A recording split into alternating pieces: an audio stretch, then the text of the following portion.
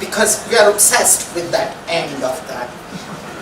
But look at what the Mahabharata has done, and this is the last slide. Mahabharata takes that earthworm and creates a recurring loop out of it. So in the Adi Parvan, you are introduced to someone called Janamejaya, who will perform a snake sacrifice in which the entire Mahabharata is told. Guess what happens? All the gods will descend into the book from Svarga, into this experience machine, and they will enact the whole cycle. In book 6, Bhishma Parvan, in the Bhagavad Gita, you are taught dharma, or how to live with dehiscence. You do what you must do, your duty, but you live. So that dharma is taught. In book 12, in Moksha Dharma Parvan, there is a beautiful segment called Narayaniya. In that you are taught how to exit the cycle, the machine. If you don't exit the machine, you go for another round, because Arjuna's son will be Abhimanyu, Abhimanyu's son will be Parikshit, Parikshit's son will be Janamejaya. He will perform the sacrifice again. He will ask for the history, and the cycle continues. Nietzsche calls this the eternal recurrence. It keeps on going. So the program will go on running until at some point you're like, damn it, I'm getting out of this machine. I've seen all this before. I remember. That's the Smriti project, isn't it? That's why it's about Smriti. I remember this. I remember that Draupadi had 5 husbands and they were useless. And they were the best of men, mind you. I have seen all this. I'm not going to look for that kind of happiness in these kinds of givens. I'm not going to mistake perception of reality for reality itself. I will wake up. And that's all the narrative does, right? A narrative is a story that is told with events arranged according to an expectation.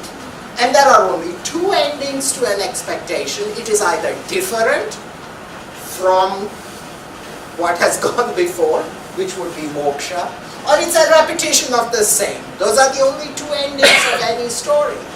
So Vyasa takes narrative logic and pushes it to the extreme.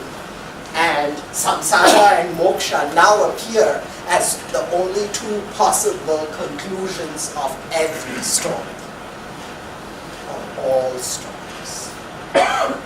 Thus, the Mahabharata is not just the first book, the most comprehensive book, but it is also the last book. There are no story endings that could be otherwise. These can rejuvenate themselves thanks to the Vyasa's project. That is the enduring message. Dharma Shastra, Moksha Shastra. I'm sure everybody in this audience will agree that there was an extremely enlightening talk. Now I actually open the floor for question and answers. There is a mic here which I will circulate. Please introduce yourselves. Yeah, and I prefer if the question is kept brief, because I'm sure there are many people who would want to ask.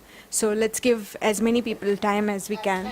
The Mahabharata encourages us to dialogue, samvada, and we are Indians. We love samvada, but this is a question answer session, so something factual and brief would be nice. Moksha is, some kind of I disappear from here. No, intellectual dehiscence, where you're identifying yourself with the intellect and not with the body and the historical transactions and there is a fantastic word for this. This is vyavaharika satta, transactional, vyavahara eva. But this is paramarthika. It is the really real. And when you realize that really real, we call it moksha. And our tradition has not helped it much by painting moksha in all metaphorical senses, but that is to make it relevant to everyone. 2,500 years, give or take a couple of hundred, this pedagogic program has been educating a whole nation on dharma.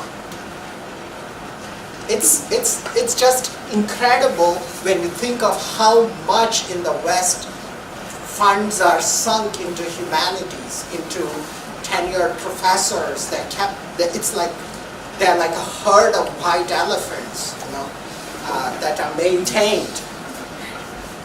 White elephants in tweed jackets.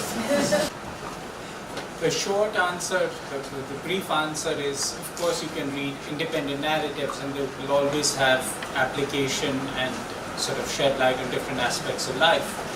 But ultimately, to get the full meaning of the Mahabharata, which is what Suktanka tried to do and what we're trying to do, it is to understand it in this comprehensive sense as answering all four Purusharthas. So it will answer your Dharma, Artha, Kama and Moksha.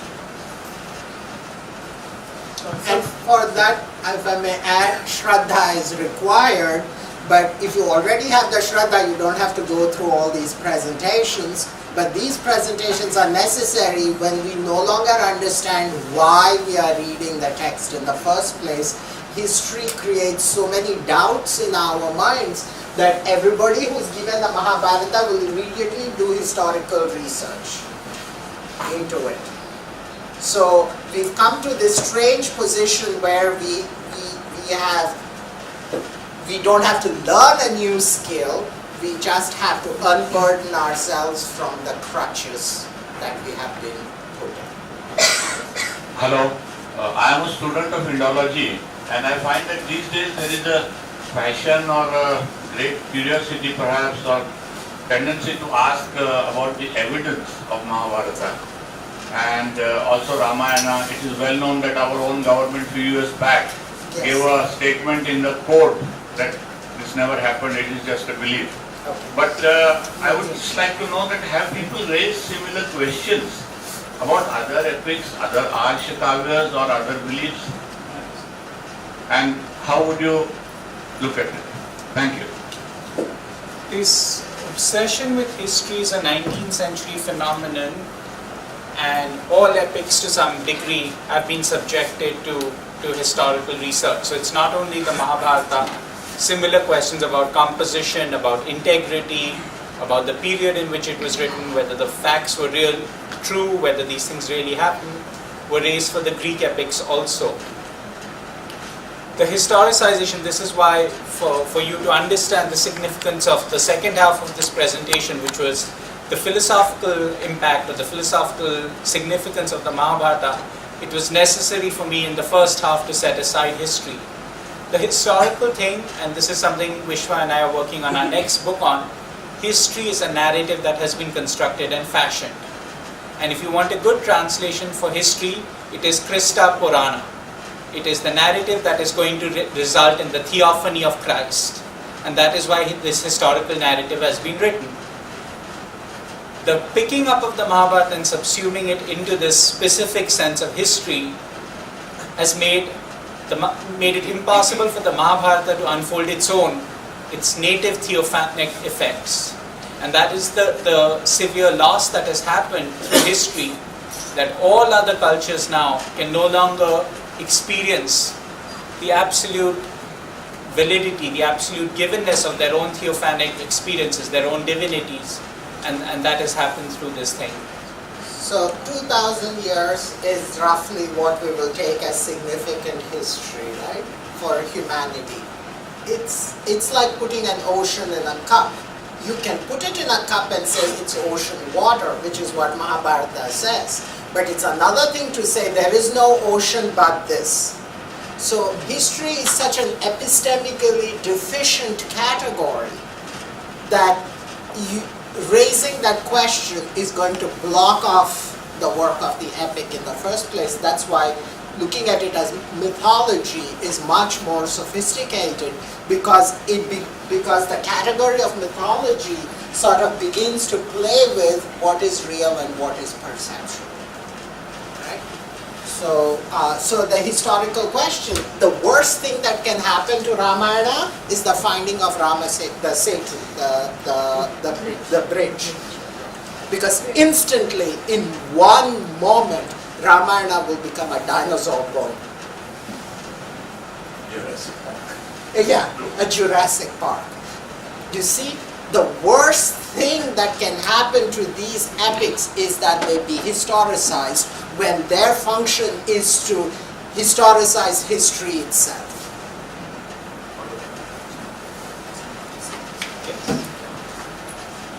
From this talk I learned of the all-encompassing nature of this epic. It is vast, it provides answers to everything. You enter it, all the emotions are there, all the stories are there. It's like a big river which takes in many rivulets and little rivers, and the individualities of every rivulet comes into the river. If this is so important to our civilization, how do you see it having molded us? Having molded us. It has molded us. It has significantly molded us because I have traveled the world. I've seen many cultures. The one culture that has, of course there are people now who want to identify Rama Setu and so on, but Indian culture has resisted history more than any other. And it has constantly stayed outside of this historical drama that is unfolding. To give you a very simple example, once people are sucked into history, and history becomes the place where the arbitration between who is saved and who is damned happens, right? Within history, the chosen people will be revealed. Creates massive potential for conflict. The entire Judeo-Christian conflict is a conflict set in history. The entire Islamic-Christian conflict is about proving that it's not you, it is us. We are more civilized, we are more advanced, we are wealthier, therefore we are the chosen ones. What is the significance attached to wealth? It is a mark of divine favor, being chosen. So, although this country has suffered enormous colonization and enormous, you don't see the same kind of anger, for example, that you would see in the Middle East. Because Indians see history as the blink of an eye. And there is not that, Indians have not bought into that historical narrative, and that has protected them. Is that only the Mahabharata? Yes. Are we not Only moving into that because distortion Only now? because you have said it is such a comprehensive book, it is so big and so vast. Yeah. I take Sorry, from what you, was sir. the question? No, let me just finish that. So, infinite loops of time are told in the Naimisharanya. And the word Naimisharanya comes from the word Nimesha, which is a blink of an eye, a Nimisha. So, in a blink of an eye, all of time is presented like a flash. So, again, no other story, other Puranas are set in the Naimisha, but every Purana is contained in the Mahabharata, I would argue. No other work does that. No other work puts eternity and endless time into a blink of an eye. So in that context, where do you see Ramayana as compared to Ramayana is contained in the Mahabharata. Understanding the narrated quality of reality often saves us from doing injustice or violence. So a story can be told. Someone can come up to me and say, aren't you upset with that person? He did this and this to you yesterday, and therefore, you should go hit him or kill him or whatever. If I have the discrimination, the dispassion to say, that's one way of looking at it. Yes, a story can be told in which he harmed me or he wished to harm me, but that would be one story. I can look at it in another way. That event which had this concrete historical reality suddenly begins to break up, it begins to disperse. So, to prevent yourself from doing violence, telling yourself stories and telling yourself the narrated quality of reality is very, very important. And that's what the Mahabharata, in a sense, has done for Indians. A narrative can be told in which every Indian should go to Bradford or London and blow themselves up saying 200 years back you did this to us. But because this is so deeply rooted through the Mahabharata, it is so deeply rooted in our culture, they go there and they open kebab shops or samosa shops. Why? Because, excuse me, I wasn't even around 200 years. Who is that person to whom someone did something? Probably I am that person who 200 years ago did something and I have been reborn in India to pay the price for what I did to Indians 200 years ago. So this notion of rebirth, this notion that there is not this linear fixed history, this notion that there are no stable identities, there are not even stable nationalities if you understand the logic of the Mahabharata, has in a sense saved us. And that is exactly how therapy also works, right? You go and say, my mother did this horrible thing to me. And the therapist sits and says, tell me the whole thing. And then you tell it. And then you blame the mother over and over and over. At some point you realize, this is a story you're telling yourself. And you get over it. The essence of therapy is the understanding of the narrative quality of life. The essence of my empirical, concrete existence is the story I tell myself. I was born on this date. There is a narrative by which I should be sitting and crying. Tomorrow is the 30th anniversary of my mother committing suicide. I could just be sitting in the hotel room throwing myself a lavish pity party. But that's just a narrative. And it opens me up for newer love. Like Ma sitting there. Madhavi Kolhatkar. Who gives me love. And hey, there she is giving me love. It makes narrative sense. Let's continue. So the openness to what can kill you faster than history? In history, we are always already dead. If history is reality, you have to die before you're real. Right? Hi, I'm Romesh Kapoor. I just have a small question, just an extension to Sir's query. That law looks for evidence for every premise. Now, law is a manifestation of the perception that is created around it. So at what point of time does law become dharma or dharma becomes law? I did not. Yes, the application of a certain kind of dharma would require evidence to demonstrate that the law was broken. Right? No evidence is given for why you shouldn't kill your neighbor. But if you kill the neighbor, then the law will look for the dagger, the corpse, the witness, and so on. So I think in your question, there is an exchange of the antecedent and the consequent, which history does. So history is constantly produced by the Mahabharata, and it has been producing it. Narratives produce evidence, not evidence produces that. If I also understood your question correctly, I'm not sure I did.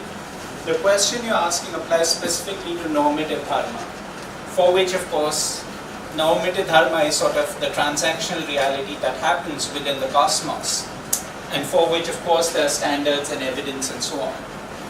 But the emphasis on the Mahabharata is in disclosing the ontological structures. An ontology, the word ontos simply means being, and logos means an account. So ontology is an account of being. Really real. Yeah, it's a philosophical account of what really exists. The Mahabharata's main emphasis is in disclosing the ontological structures of reality, because following the normative dharma is not going to get you out of this experience machine. But it's in understanding certain things repeat, certain consistent phenomena happen. How many of you have watched the movie The Matrix? So what is it that starts waking him up? I saw this years ago, so don't quote my recollection of it, but it's that sense of consistency and then breaks in that consistency, right? Understanding that consistency to the cosmos is what Hindu thought calls dharma, in this sense of upholding, that there is an order to the universe. The universe is not random. And Mahabharata is trying to disclose these underlying laws. And that is, at the understanding dharma at that level, is what links you to moksha. When you see these consistencies, and then you see these breaks which are, if you want to stay with the movie analogy, it's Mobius trying to contact Neo and say, wake up. So, other questions? You have a question? So, yeah. There's one up here and then we'll go back there. I'm curious because given how comprehensive the Mahabharata is, it basically explains or helps you understand the human condition. So it should be as applicable in the West and not just our culture and our civilization. How do your audiences in the West react to this kind of an explanation? Do they see it as a universal text or with universal application? Yes. Or do you have to come back to India and lecture here? I have a student here, Susan. You want to answer that question, Susan?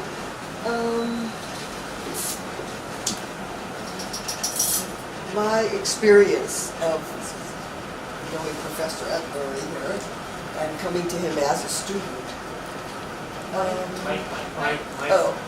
it opened up, I can speak loudly, it opened up a whole new way of thinking.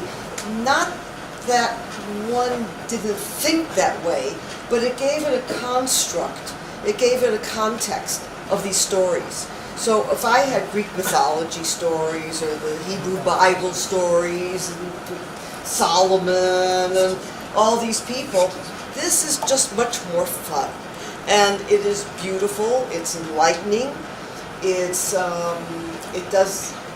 includes, as they keep saying, every human emotion, so that you don't have to feel as if you feel something bad, you feel something bad. It's not wrong. It's all there. It's just the universe. And the blink of an eye has been very meaningful to me. What's really real. I mean, I can just quote his lectures.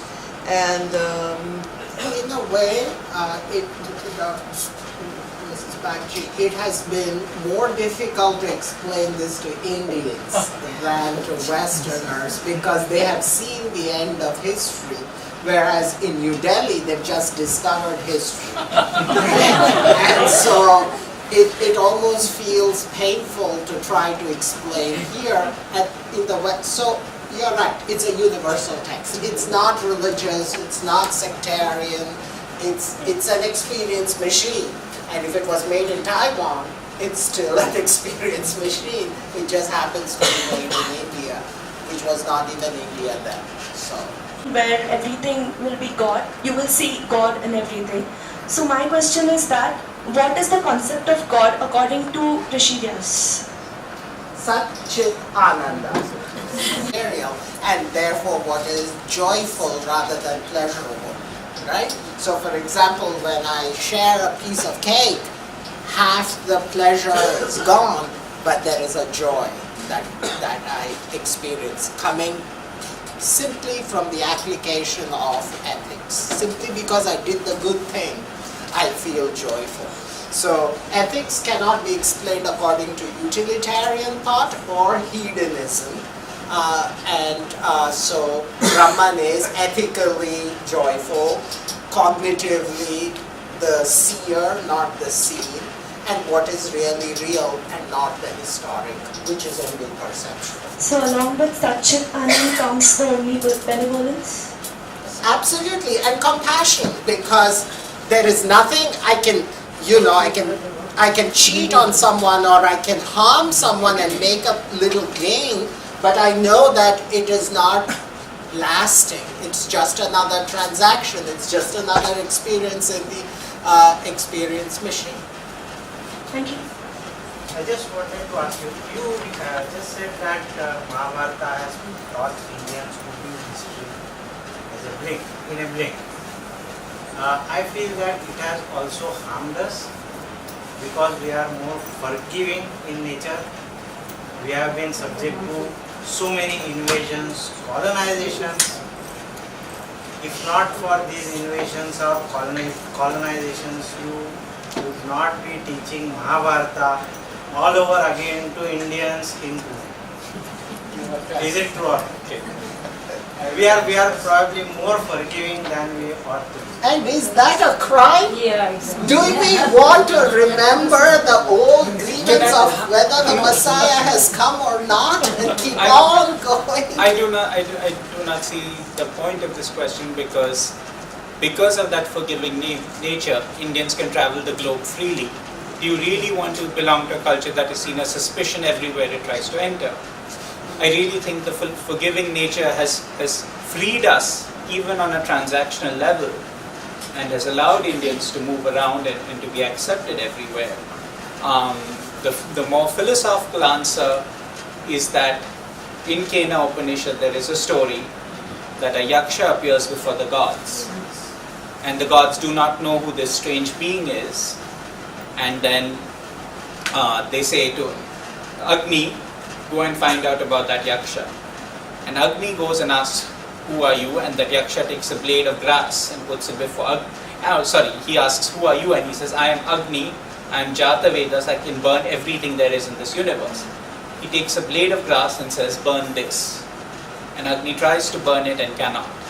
Then he comes back and says, I could not find out who that being is. Then they say, Vayu, go find out who that being is. And he says, who are you? And he says, I am Vayu, all this that exists I can blow. And he again gives the blade of grass and says, take this up. And Vayu again cannot. And then finally Indra goes, you know how the story ends. Finally Uma Hemavati appears and she is Brahma Vidya and she says, that was Brahman. So Brahman is the power without which even the gods are powerless. So this notion that something was done and could be averted, from the Kena Upanishad on, it will be that unless Brahman, the force of existence itself holds itself out, not a blade of grass here will stir. So let's get away from this human hubris, this human arrogance. Everything here is according to Brahman and that is the message of the Mahabharata. In the end, the Mahabharata does not leave the universe with what Nietzsche calls ressentiment. There is no hatred for the world. It is a kind of blessing and saying that everything is as it should be. And that is the message the Mahabharata is trying to teach. And you have pointed out also that here we are again doing the Mahabharata with what would you have had us do? Imagine living in the regime of Hastinapura still. Kellerer. But if that is true, if Brahman is what determines every action, then why does Krishna tell Arjun to follow his Swadharma and fight? That is the next talk. You can't get two you already got two for the price of one. Four. I can ask one question. Hi. There's some at the back. Hi. Yeah. I'm Himaya Kulkarni. I'm a student of philosophy in Ferguson College. Hi. Thank you for this very insightful talk. My question is, do you think there should, or is there a way to transcend your own dharma?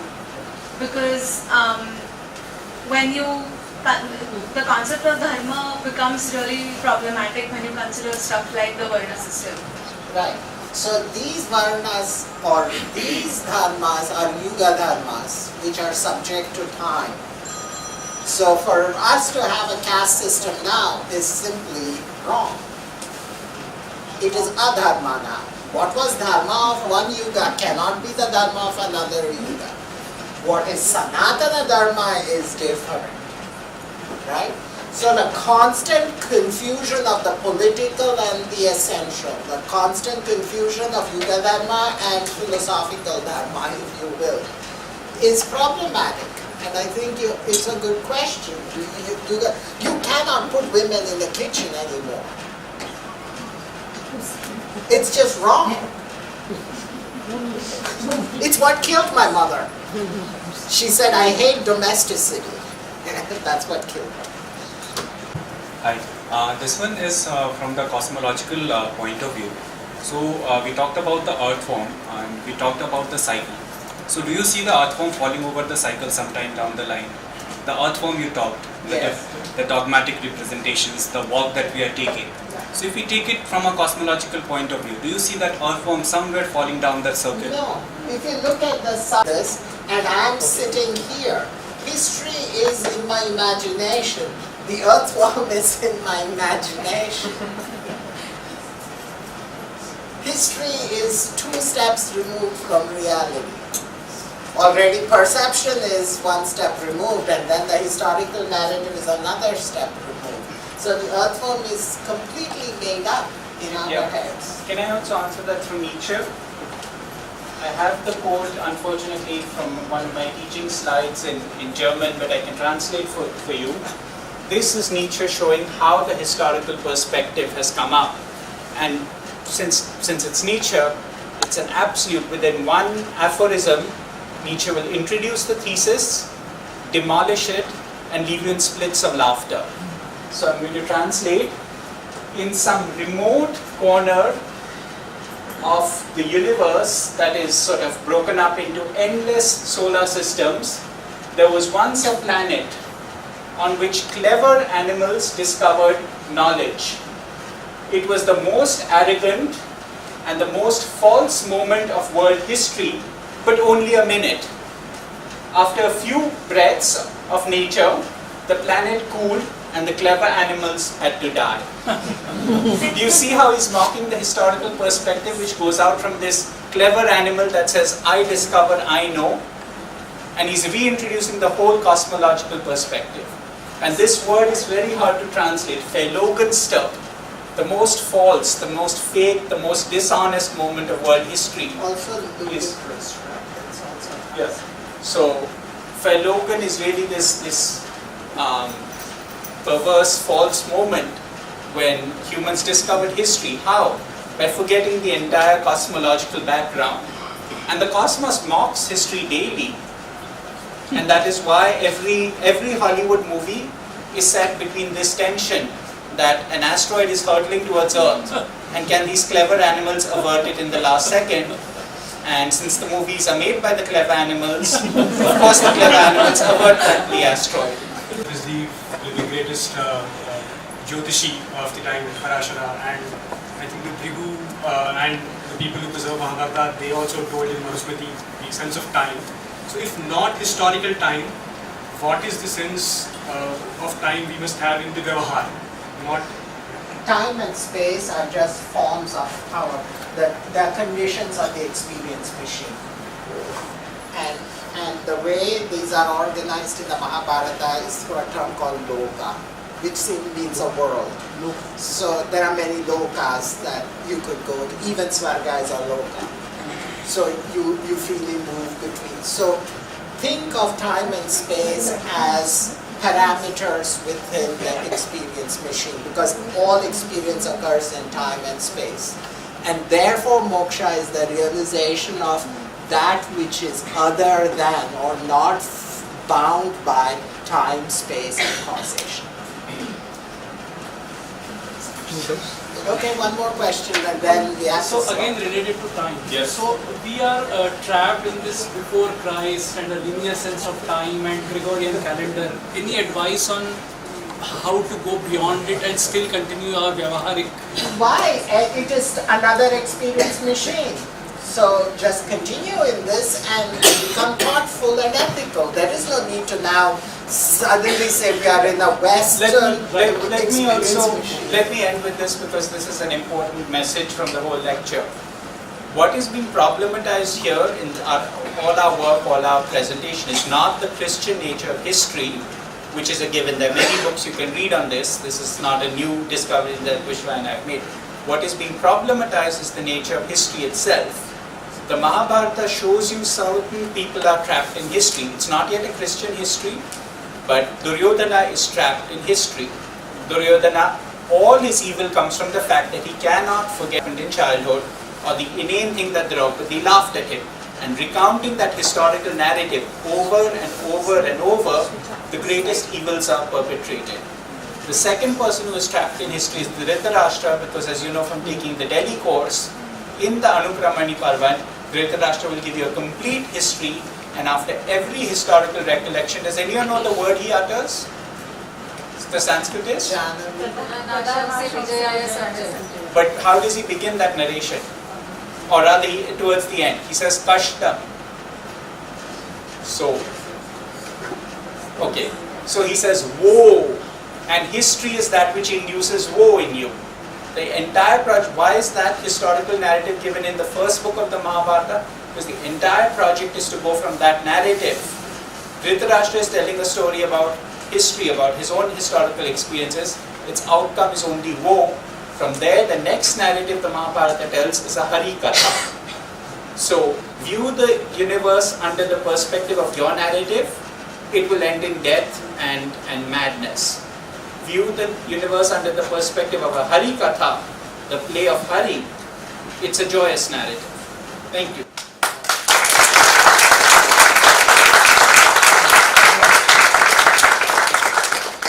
Thank you so much for that very enlightening talk. I'm sorry, I know people wanted to ask more questions, but we have time only till 8:30. I would request Shailendra Bharate from Indic Book Club Pune to give the vote of thanks. Hello. Yeah, so like all good things, today's talk on enduring meaning of Mahabharata must come to end. So I would definitely like to thank Joydeep for introducing the subject to us, because most of us not being trained historians, we would not understand how exactly to look at history. So he set that context for us. Definitely a big thanks to Professor Vishwa for enlightening us with his thoughts. I would like to apologize to all of you because there was some problem in terms of the setting arrangement that we had here, and also like to thank all of you for being so patient, listening to this talk, very in a very engaging way. At Indic Academy, we want to present different points of views on the Indic culture, and I think today we had a very engaging talk on that. So thanks to all of you, and I would like to formally declare this event as closed today. Thanks.